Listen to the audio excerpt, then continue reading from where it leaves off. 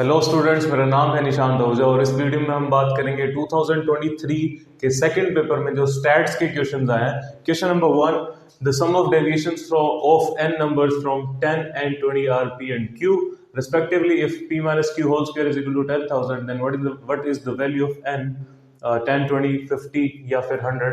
तो हमें क्या पता चला, sum of deviations of n numbers from 10। हमने डेविएशन लिया है 10 के अबाउट, हमें नहीं पता सीरीज क्या है।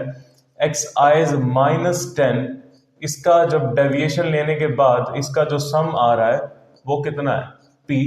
अगर हम डेविएशन ले रहे हैं x i's का 20 के अबाउट तो वो है q, और हमें दिया गया p माइनस q का स्क्वायर जो है वो 10,000 है, ये वाली बात। अब इससे हम क्या करते हैं, देखो समीशन दिया हुआ है, समीशन एक्स आई को तो समीशन एक्स आई रहने देते हैं। अब n टर्म्स बोला हुआ है, n तक का सम लेना है, तो -10 को -10n लिख सकते हैं इज इक्वल टू p, और सेम चीज हम सेकंड वाले में करेंगे, 20n is equal to q। हमें क्या है, p माइनस क्यू का स्क्वायर पता है ना, तो हम माइनस कर देते हैं, माइनस प्लस माइनस, ये कट गया, 20 minus 10 is 10n is equal to p minus q. अरे p माइनस क्यू की वैल्यू तो 10n आ गई, तो यहाँ पे पुट कर देते हैं 10n का whole square is equal to 1 2 3 4, ये हो जाएगा 100n square is equal to 1 2 3 4, दो जीरो हमने काट दी, n स्क्वायर अगर 100 है तो n कितना आ जाएगा। बस हमें ये चीज ध्यान रखनी थी, sum of deviations of n numbers, sum of deviations about 10 of n numbers is p, ये वाली इंपॉर्टेंट चीज थी। ओके, तो क्वेश्चन नंबर सेकंड कहता है x बार इज 20, मतलब वो क्या है, मीन है 10 ऑब्जर्वेशंस का x1 x2 से लेके x10। हमें क्या फाइंड करना है, ये बिल्कुल सिंपल सी बात है, ये लिखा हुआ है सम हमने कहां से लेना है 1 से लेके n तक, ये कांस्टेंट है, इसको करते हैं बाहर। अब यहां लगाते हैं सम 3xi माइनस 4, कहां 1 से लेके n तक 1/5। अब सम लेना है, सम का मतलब क्या, अब मैं इसको ऐसे लिख सकता हूँ 3 times sum of xi minus 4 times, अब 4 का सम लेना है n तक, n मतलब क्या 10 तक, तो 40 हो जाएगा। बात समझ आई।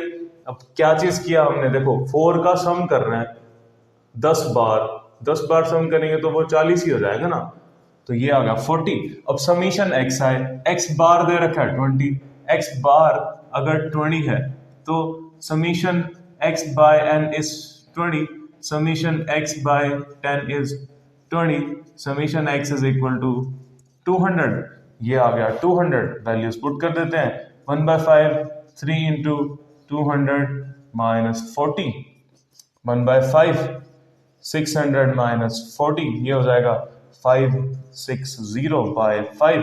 अब इसको काट देते हैं, 5 1 1 1 2, ऑप्शन सी करेक्ट हो जाएगा।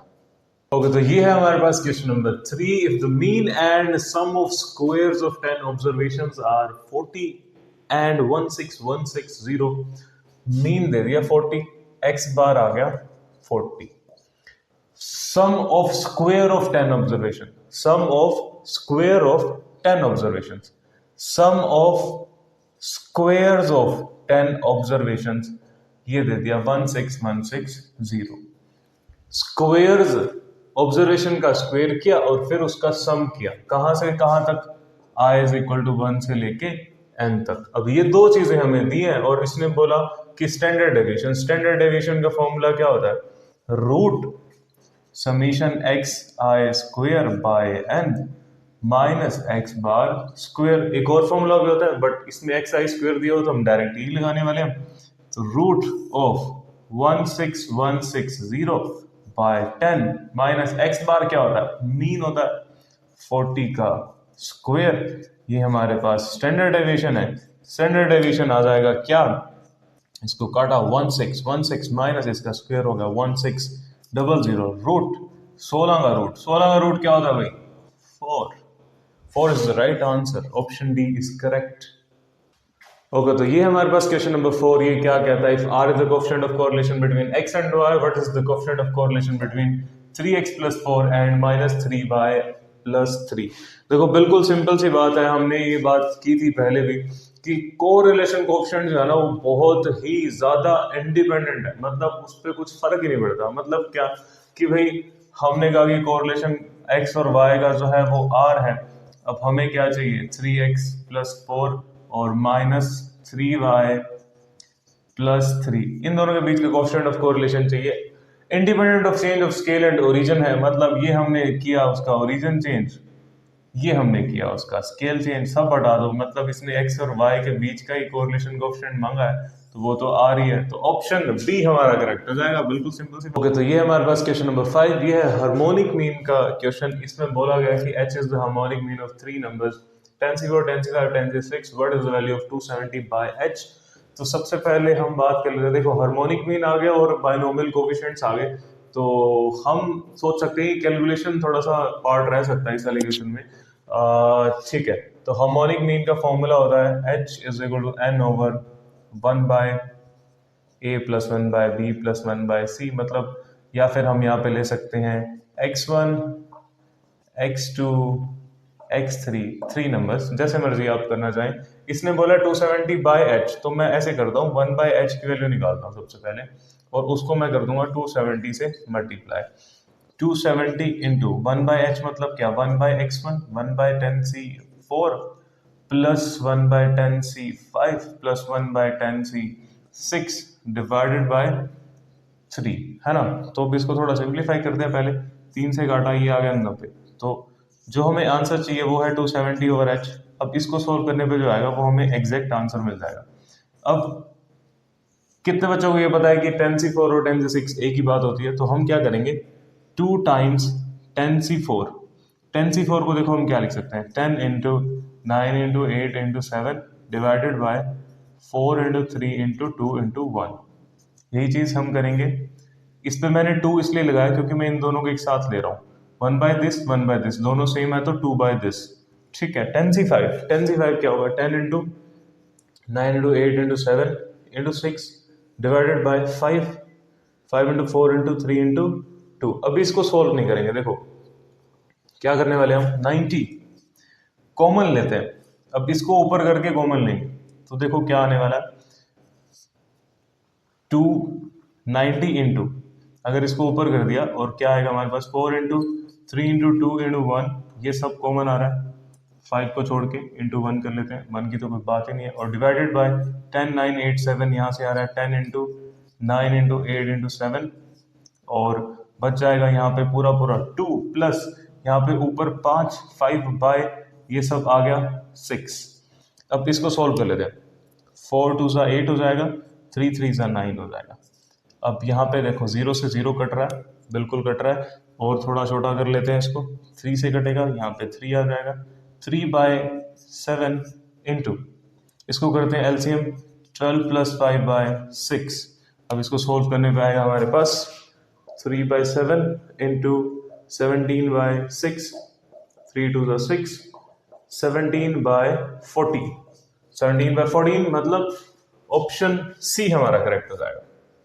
ओके, तो क्वेश्चन नंबर 6 देखो क्या कहता है, what is the mean of the number 1 से लेके 10, और फ्रीक्वेंसीज हमें दे दी है, एक्स आईज ये हैं, एफ आईज हमारे पास, ये है एक्स आईज और ये है एफ आईज। तो मीन क्या होता है, summation f I x i divided by summation f i. अब summation f I x i देखो क्या बन रहा है, summation f I x i is equal to 1 time 9c0, 2 times 9c1, ऐसे करके 10 टाइम्स 9c9। इसका सम हमें निकालना है, देखो कैसे करेंगे, बायनोमियल से सोचते हैं, 1 प्लस एक्स की पावर जब हम 9 लेंगे तो वो क्या होगा, 9c0 9c1 इंटू एक्स, ऐसे ही चलता जाएगा 9c9 x to the power 9। अब हमें सोचना है देखो कि ये चीज तो आ गई, ठीक है, उसके बाद हमें क्या चाहिए कि 9c0 के साथ 1 मल्टीप्लाई हो, 9c1 के साथ 2 मल्टीप्लाई हो। अब यहाँ पे हम सोच सकते हैं डेरिवेटिव वाली चीज, कि डेरिवेटिव लेके हम यहाँ पे आएंगे, x से मल्टीप्लाई कर देते हैं इसको। अब x से मल्टीप्लाई क्यों किया, अभी देखो ये बन गया x इंटू 1 प्लस एक्स की पावर 9।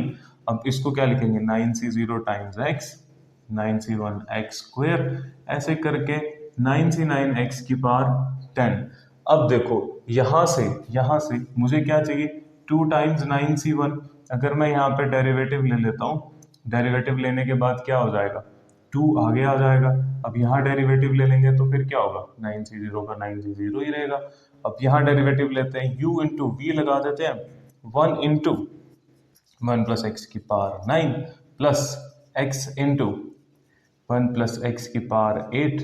अब 9 पावर आगे जंप कर गई, ये बन गया is equal to, right hand side derivative ले लेते हैं, 9c0 plus 2 times 9c1 into x plus ऐसे ही करते रहेंगे 10 टाइम्स 9c9 एक्स की पावर 9। अब x को इतनी वैल्यू क्यों नहीं दी, क्योंकि हम x की जगह पे 1 पुट करने वाले हैं।